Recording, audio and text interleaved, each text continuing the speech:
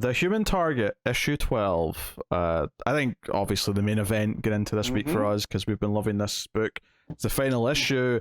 We were kind of like very curious as to how this was going to play out. It was like, all that was left was to die. And we're like, is he going to play a Human Target style twist?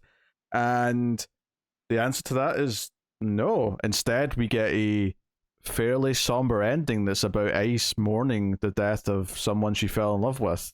Well, with a slightly like upbeat kind of ending, but for the most part, it's more downbeat. So I don't know how I felt about this, and I still don't. I'm probably gonna have to read this again. I would finish the other ones and know exactly how I felt, but like you said, like this somber ending. I love this. I love that he reined it in, and he wasn't tempted to do the twist, because from issue 1 we kept saying, but he's the Human Target, right? He's going to somehow not have actually died at the end. Yeah.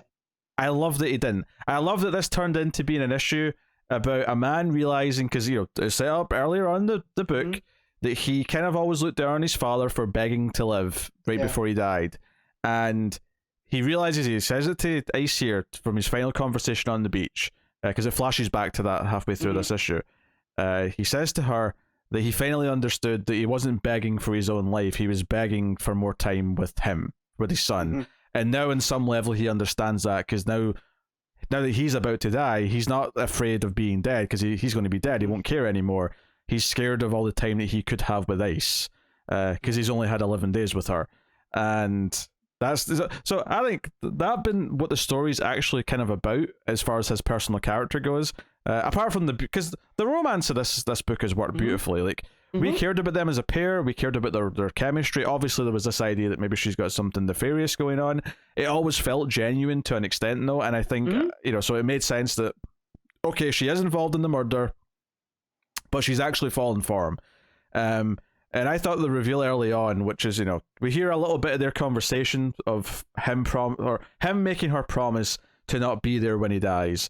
And she comes in and finds the dead body afterwards, and she finds this note next to the bed, which she pulls off and ends up sitting on the floor, and we see it says, "I love you too," which is paid off later because we see that she said that on the beach. That was one of the things she said that made him, because it was left on the beach at that cliffhanger in that scene where it was like, how did the rest of that go that they chose to come back instead? They didn't, they didn't just kill her. He didn't take her in or whatever. She's in a prison of her own mind and grief. Oh, sure. But I thought this was beautifully done. I thought the opening, 6-7 pages, whatever this is, of like him lying there on the bed and her coming in and seeing this note and breaking down and crying. It captures, and I was still thinking, oh, he's somehow going to come back before the end of the issue, but I loved that he didn't. That shows restraint. And there's right there. And when I say that I don't know how I feel, it has nothing to do with that. It has to do with what Ice goes and does, and and almost like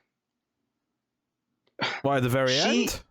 And just what she goes through over the course, like who she's become because of this, right?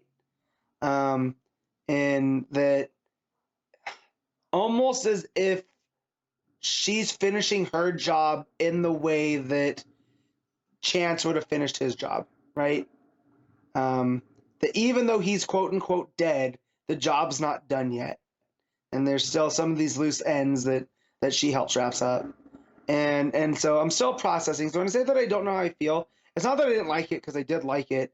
It's still processing what all of those mean, and how from that part where you're talking about, which I thought was all really nice and beautiful, to when she starts talking to Guy and Fire and Jean and Booster and all of that stuff. And Luigi. They need to give it a reread to let that everything sink in,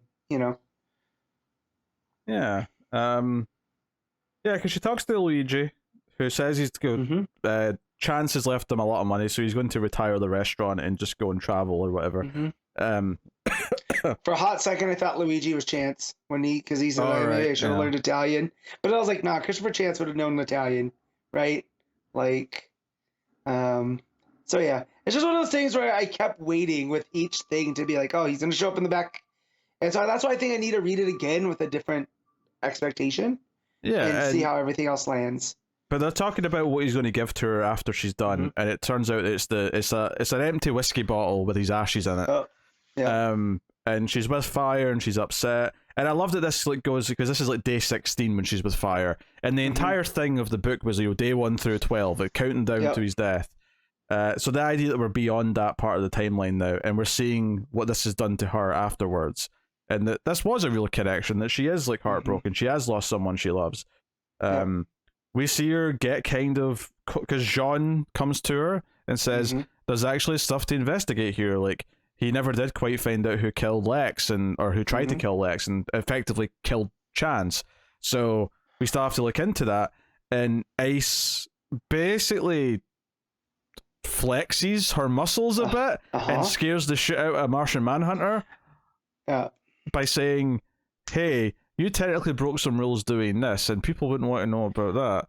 Are you sure you're the one to be leading an investigation? Yeah. And then she makes a big ice, sculpture of something, and then just snaps her fingers or clenches her fist, and it all just shatters. And it's basically like, don't come for me. Yeah. Because I will fight you.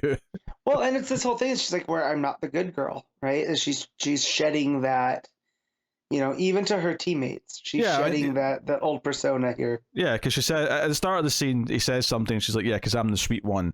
And then at the end, she's like, if people ask, just say, you gave the job to her because she's the sweet one. She makes that point at the end. This idea of this side of her that came out that, because for her as well, her relationship with Chance, by the end, she got to be kind of open about who she was in a way that she, even not even at the end, even when she started talking to him, it's like she's the sweet one. But as it went on, she's quite open about talking about how this is how people perceive her, and she was already being more open with them, and maybe she was being more open with them to begin with because there was an element of guilt because she knew she'd kind of caused his death. But I do love the payoff because she's like sort of like wrestling with, where do I dispose of his ashes? Did he care? Would he want it in the water? Because she goes out in a little ice raft because they had a nice moment in the water last issue. And then Guy shows up, and she finds the perfect place to dispose of of Chance's ashes by smashing them over Guy Gardner's head. I think Christopher would be approve of that. Oh, he'd love that. Yeah, he'd think that was the best. And it's a great build up in the art as well, because she's sort of leading Guy on, she hugs him, and you just see the hand tilt with the bottle in her hand. Well, and also the fact he's like, yeah, you're still my girl, right? And like, look, I say this as a Guy Gardner fan. I hate this Guy Gardner, and it's very like, because I know this guy and I hate this guy. When I say this guy, I mean this type of person, right? Yeah. And I cannot stand them. They make my skin crawl. Can I just want to say, Matt, you're in denial here because this was Guy all along, Austin. No. So the Guy I like was written in the mid 2000s, past all the machismo BS. But this is very much that era of Guy that I understand people don't like, right? Like, I like the more evolved, in touch with his feelings Guy. And this, when he puts his arm around her on the ice float and was like, yeah, babe, like, we're gonna do, it was so fulfilling when she was just like, yeah, okay, I know what I'm gonna do. So, man, and how good is this? We'll talk about Smallwood art. I'll let you keep Well, it skips to day 73, and she's still got the empty bottle, and she smells it, which triggers the flashback on the beach when he had the gun pointing to her. And she's like, whatever happened to the man of action? And he's like, I can't kill you, I need a favor. And she's like, wait, you can't kill me because you need a favor, or you can't kill me and you need a favor? And he's like, does that make a difference? And she's like, yeah, to me, for the rest of my life, it'll matter. So it's like, if there was any doubt that any of this romantic relationship was an act, which I never thought it was, just because, and this was the art more than anything throughout the entire book, it sold us these people were feeling things about each other. It was so strong in that regard. But it was basically about not having regrets and finishing the job that she originally started, which is why it gets to the it gets to the ending, which is that she still has the poison. In fact, I think I said she was smelling the empty bottle where his ashes were in. That's not Smelling true. the poison. Because she smashed that bottle. Yeah, she's smelling the poison because in this flashback he asks about, do you still have any more of that poison left?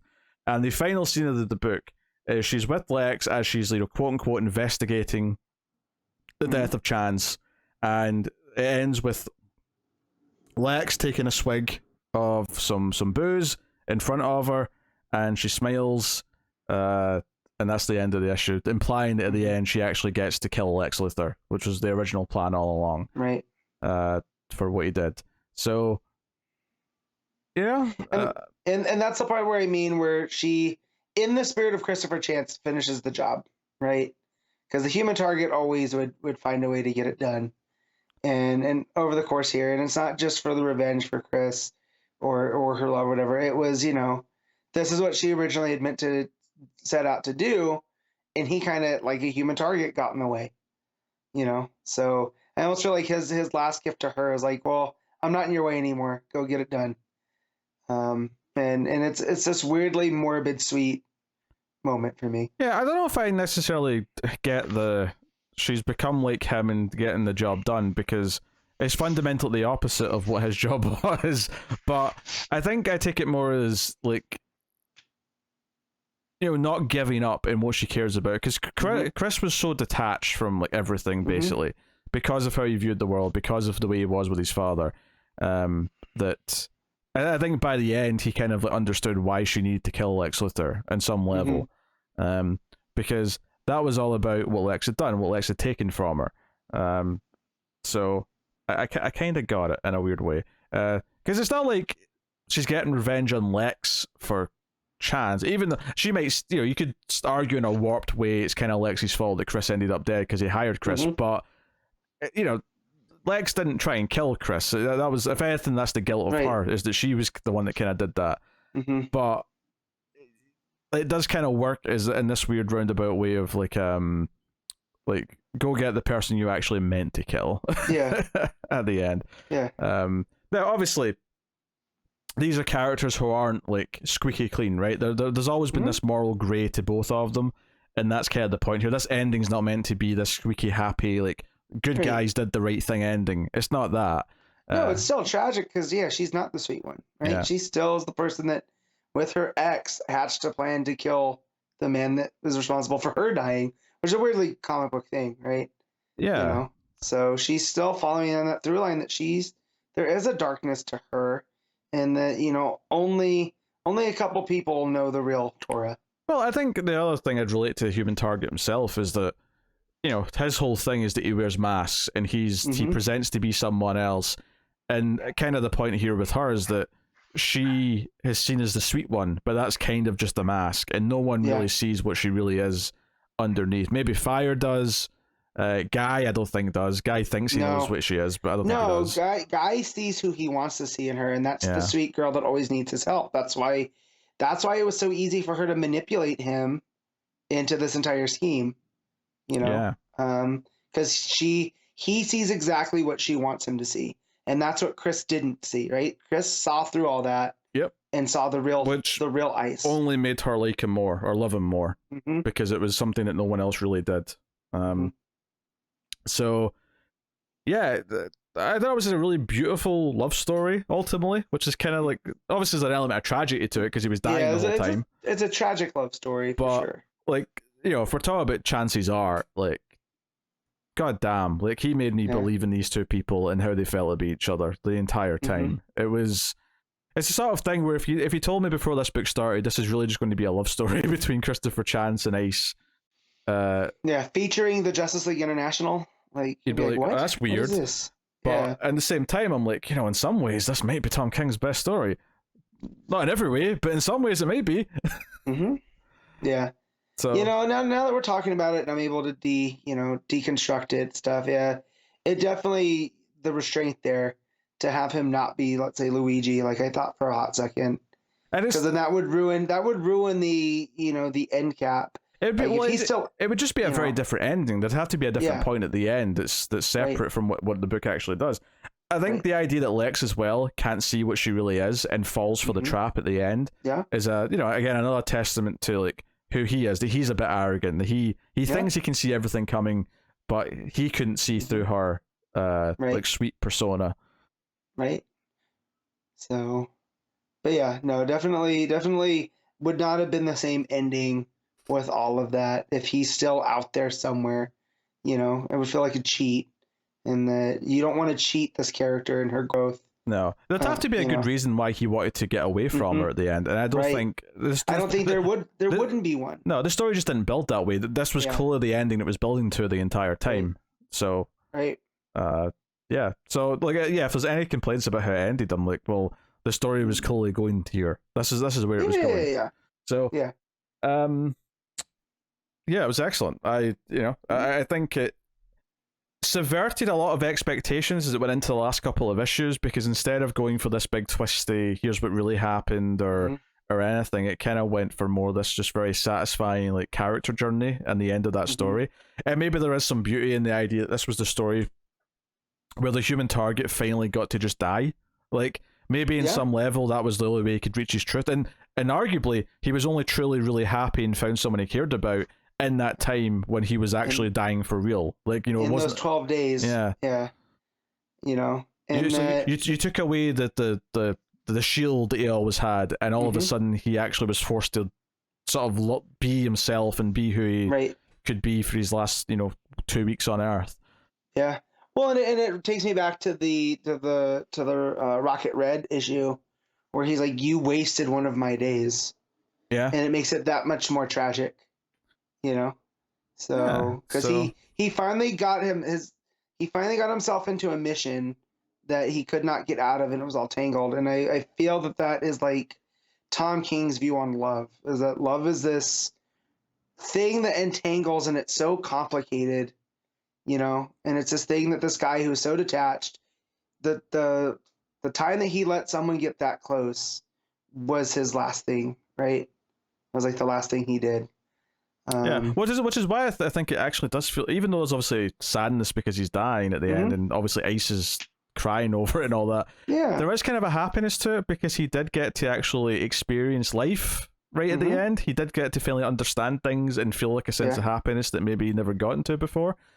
So there is kind of a happy quality to it where he got to do that before he died. So yeah, for sure. And he got to be, he got to crap his pants that he thought Batman was after him.